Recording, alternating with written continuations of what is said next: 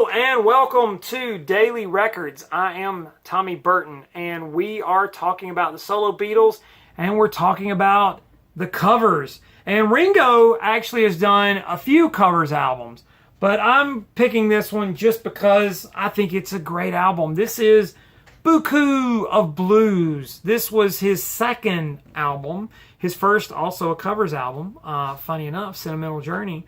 This was released on September 25th, 1970. Recorded over a period of 3 days in June in 1970 in Nashville, Tennessee. So as you can guess, this is a country album.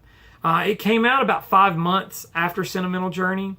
But where Sentimental Journey was a pop album, this was country and western, and it works really well. It was okay commercially. It didn't do great, but it did actually hit the top 40 on the country albums chart. It made the top 200.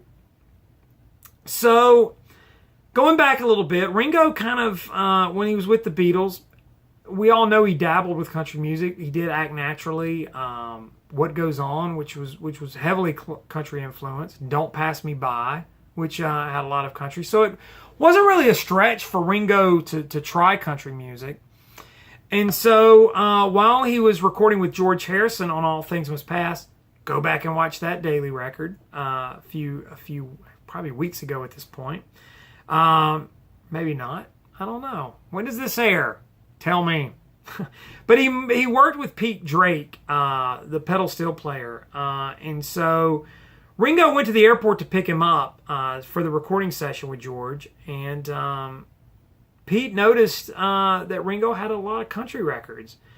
And Ringo kind of started asking if they could start working together. And so Pete Drake went back and told a lot of his friends, hey, we can record a lot of songs in a week. And Ringo was like, what are you talking about? This is crazy.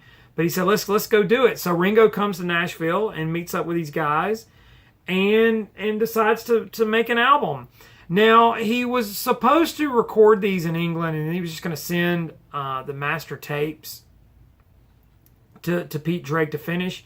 But Pete Drake was like, no, man, you got to come out here to Nashville. This is where we got to do it. So in 3 days at Music City Recorders, got together with Scotty Moore and said, let's do the album. Scotty Moore, now that name sounds awfully familiar. I wonder why. Scotty Moore was the original guitar player for Elvis. So what do you do? Now, all the material that was on this album was written for Ringo to do. And so, sorry about that. So that made up the material there. And so they got together and just did the record over the course of 2 nights. And so he'd learn the songs.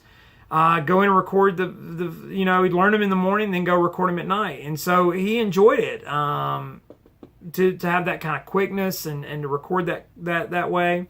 Now, he did a duet with Jenny Kendall, I Wouldn't Have You Any Other Way. And he also recorded a song during these sessions called, it came out as the B-side to Beaucoups of Blues, Coochie Coochie. And from what I understand, that song was about 30 minutes long originally. So, also in addition to Scotty Moore, another Elvis alumni, DJ Fontana, the drummer, he was around and complimented Ringo's drumming highly. And this was coming from some session guys. If you look at the back cover here, there's a great sort of who's who: Buddy Harman, Charlie Daniels, the Jordanaires, Charlie McCoy, George Ritchie, DJ Fontana, Ben Keith, Jim Buchanan. Also on this album, like I mentioned, Jenny Kendall, and unmistakably Jerry Reed. So some really, really good heavy hitters and fantastic musicians. And it's a fun album. Ringo doing country. I wish he would do more of this because it's such an enjoyable album. And it holds up very well. I enjoy it. quite a bit. So, Beaucoups of Blues, today's daily record by Ringo Starr. Like, comment, subscribe, share, follow me on Instagram and Twitter. It's TommyBurton75. I love interacting with you guys. In the meantime, see you all again tomorrow with another daily record.